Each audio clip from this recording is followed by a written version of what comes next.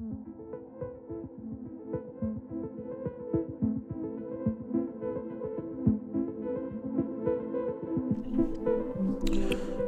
peace everyone. This is Ilmatical broadcasting to you live and direct from the city, a different city outside the country. I wanted to talk to you all about a recent article I published on a Medium publication called The Press Box. It is in relation to Vic Moore, Stephen Hayes, and Bruce Lee. Now, in this article, I'm providing, many of you know that I've been working on a documentary regarding black martial artists called Forgotten Fury. Many of you are familiar with my work. I was the individual who broke Vic Moore's story on the internet and Ronald Duncan's story on the internet, on social media years ago.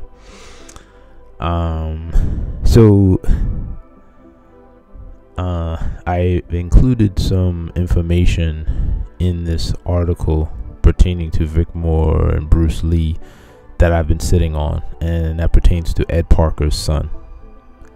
There are some things, and there's some other information in pertaining to how Black Belt Magazine covered the event. So I think many of you are interested in this subject. Many of you have been we've all been trying to figure out what happened. But there are some very odd things that transpired, and some context regarding the way the event was covered by Black Belt Magazine and the way that they tried to shape it. And Ed Parker's son did provide some additional perspective.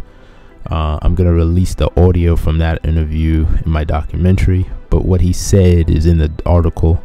So I think for many of you who have been trying to decipher this subject, this issue with Bruce Lee, Vic Moore, what really happened, it's part of a larger story.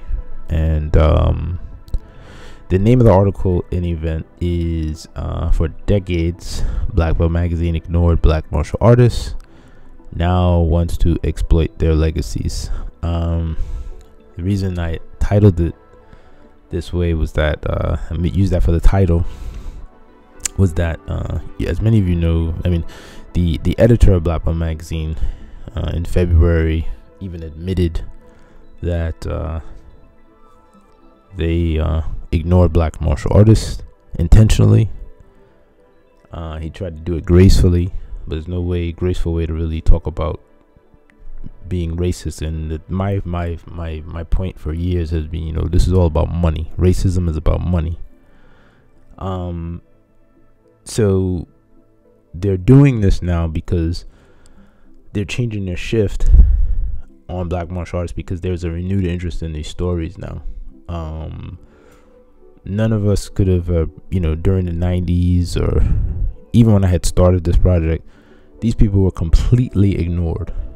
In fact, most of the time, most people who've covered these individuals in documentaries, certain filmmakers have reached out to me. A lot of people have copied my work.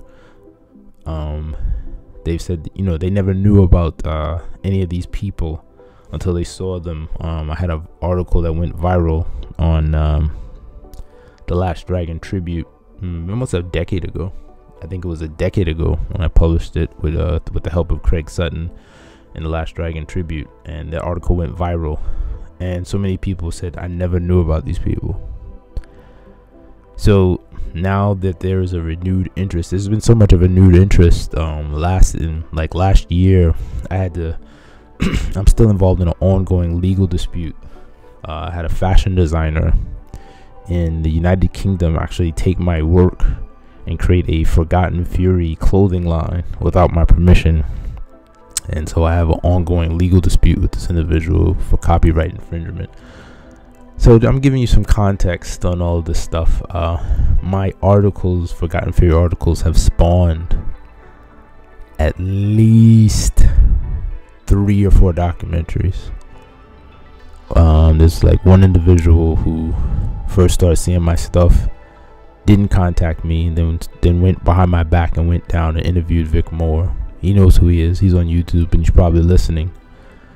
Then after that, another guy saw what I was doing, reached out to me, and then tried to get me into his film. Two filmmakers did this because they knew that they saw my work.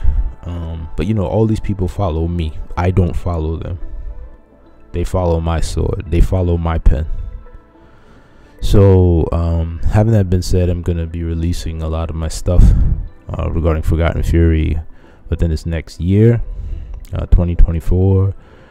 And for the record, you know, if anybody is, you know, there's never been any hatred with anyone. I've always been a fan. I still am a fan of Asian martial arts, Chinese martial arts culture, because even in the documentary, a lot of these black martial artists had to say that they had good experiences with a lot of these members of the Chinese community.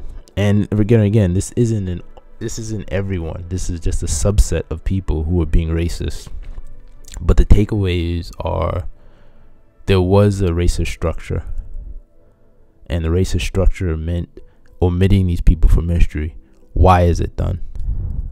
We know why it's done. It's done because the goal is to, and the elephant in the room that nobody wants to discuss, is, you know, why it was done, why racism existed in martial arts, why these people were written out of history, hence the name Forgotten Fury. Why did this happen? So that's something that has to be addressed. And I mentioned this in the article and some other things regarding Stephen Hayes, because I've been sitting on some information for a long time with Ronald Duncan and so forth. So I'm going to be releasing that, and check out the article. It's on Medium. It's on a publication called The Press Box. Feel free to reach out and let me know what you think, because the information regarding this Vic Moore Bruce Lee speed contest, I address it here heavily. There's some things that no one knows. All right, peace.